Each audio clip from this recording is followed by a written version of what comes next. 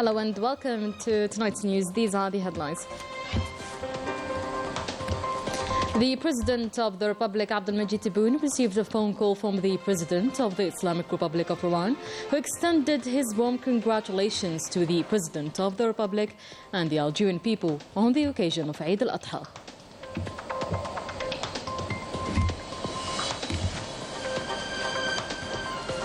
Algeria is celebrating the Eid al-Adha in a spirit of fraternity, tolerance and shared values of solidarity and mutual support. The Eid celebration is marked by an atmosphere of unity and strong social cohesion.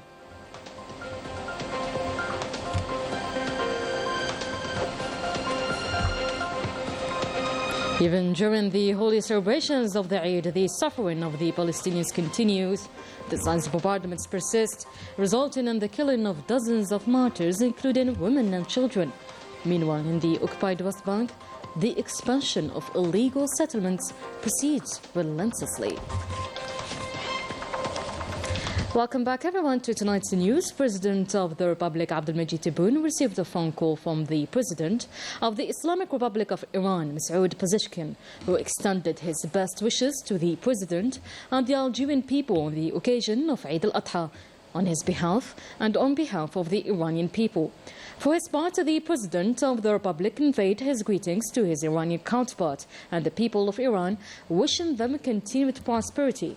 During their exchange, the two leaders discussed bilateral relations agreeing to strengthen cooperation in the economic, political and cultural fields. They also addressed key regional and international issues, in particular the Palestinian cause. Both presidents reaffirmed their shared commitment to ending the genocide in Gaza and expressed their common will to work together in support of international peace and security.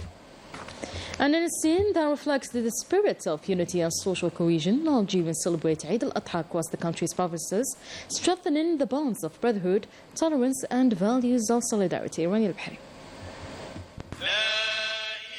Eid al-Adha has arrived, bringing with it a warm and uplifting atmosphere filled with joy, gratitude and togetherness. Across the country, people are united in celebration as solidarity, mutual support and a deep sense of peace shape in the spirit of this sacred occasion. Eid Mubarak, wishing you happy Eid. I pray to Allah to protect Algeria. Every year Eid comes and we distribute lawzia to bring joy and happiness to the poor and the rich alike. Eid Mubarak to everyone. May every Algerian have a happy Eid. Among the joys of Eid al-Adha are also the outings for families and even for tourists who love exploring Algeria. It is a source of pride for us to see the beauty of our country, and every day the greenery and the weather. Our country is very beautiful and spacious. Algeria is a wonderful and very beautiful country, and enjoying Eid is wonderful. May Allah protect it. With a little contemplation, you realize many things in Algeria: the landscape and the features, the unity and brotherhood. I'm very happy to come in Algeria. We came to revive our customs and traditions here in Algeria. I came here to spend Eid in my country and I'm very happy. Eid al-Adha went beyond the act of sacrifice, highlighting the rich cultural heritage of our land.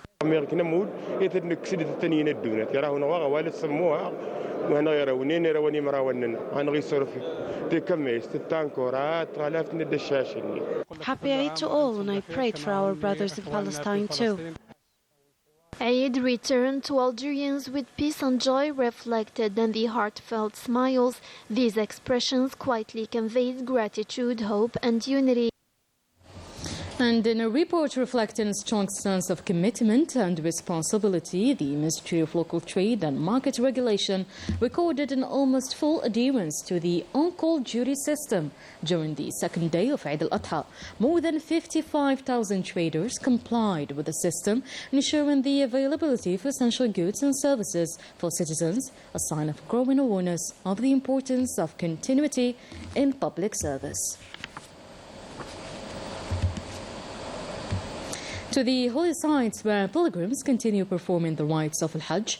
Today marked the first day of Tashriq, during which pilgrims began stoning the 3 Jamarat. These rituals take place from the 11th to the 13th of Dhul Hijjah, as pilgrims spend these days engaged in takbirat and stoning before concluding their pilgrimage with the farewell tawaf, the final rite of the Hajj.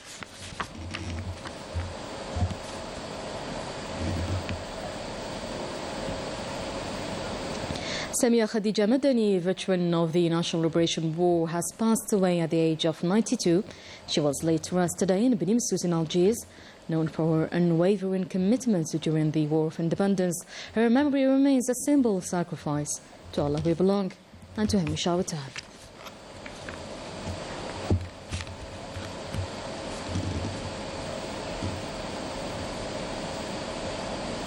Following her passing, the esteemed and historic figure, Samia Khadija Madani, the General Director of Communication at the Presidency of the Republic, extends its heartfelt condolences and deepest sympathy to her family. The late Samia Khadija Madani, respected former broadcaster on national radio, dedicated the prime of her life to public service. She was among the pioneering women who helped lay the foundations of the Algerian media institution and was considered as the resounding voice of truth in national issues. To international issues, in Belgium, more than 70 civil society organizations, unions and NGOs are calling for protest on Sunday, June 15th in Brussels to denounce the ongoing genocide in Gaza and the blatant violations of international law and human rights. The action aims to send a strong moral message not only against the violence and famine in Gaza, but also against the silence of European governments. Always in the Gaza Strip, even during religious holidays, Palestinians are still being killed. The Zionist occupation continues its barbaric bombardments and extermination of civilians by destroying entire residential blocks on the hands of their residents. Rani Bahri. In another attack on Palestinian civilians today, entire neighborhoods were reduced to rubble, resulting in tens of deaths, injured and lost. And the rescue teams, with their limited material, try their best to save as much souls as possible. This neighborhood was under a Zionist belt of fire and we're still searching for survivors. There was also a massive fire here, which we managed to bring under control. There are also 10 people still inside. The rescue teams have very little equipment. We're barely able to move any rubble before we lose the survivors under there.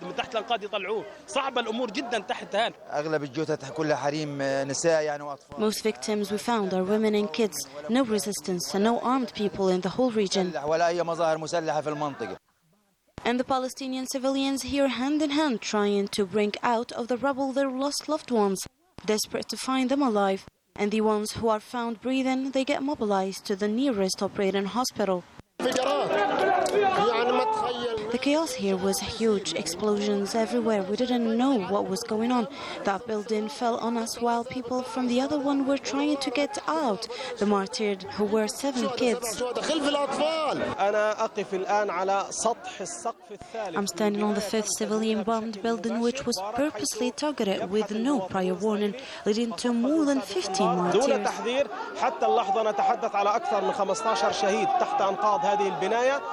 The situation here mirrors that of many other cities, offering the Palestinians no respite from death, even during the only holidays.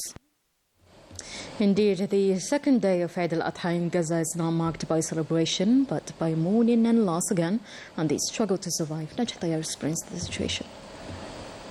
In this Eid, Gaza breathes yet no sigh of relief, and under a storm of fire, its people fall again and again with no justice in sight. In a day like that, when the Muslims all around the world celebrate, in Gaza, the mother with heart shattered and arms trembling carries her son's body upon her shoulders. This one was struck down by the occupation's air raids.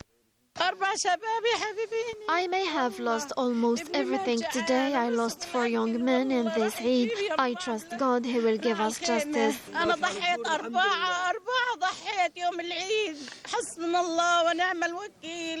There is no scent of festivity in Gaza this Eid al-Adha, only the dust of grief. Silence hangs thick in the air, broken only by the cries of mourning, and families lay their loved ones to rest, their spirits worn and their hearts burdened beyond words.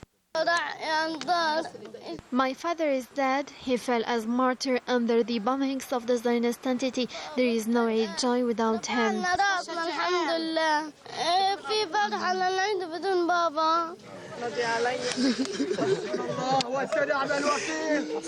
This Eid, the sorrow lingers for Gaza's survivors. For 19 months, over 1.5 million have endured in torn tents, exposed to heat, cold and constant fear. Even on holy days, for Gaza people, safety remains a distant dream.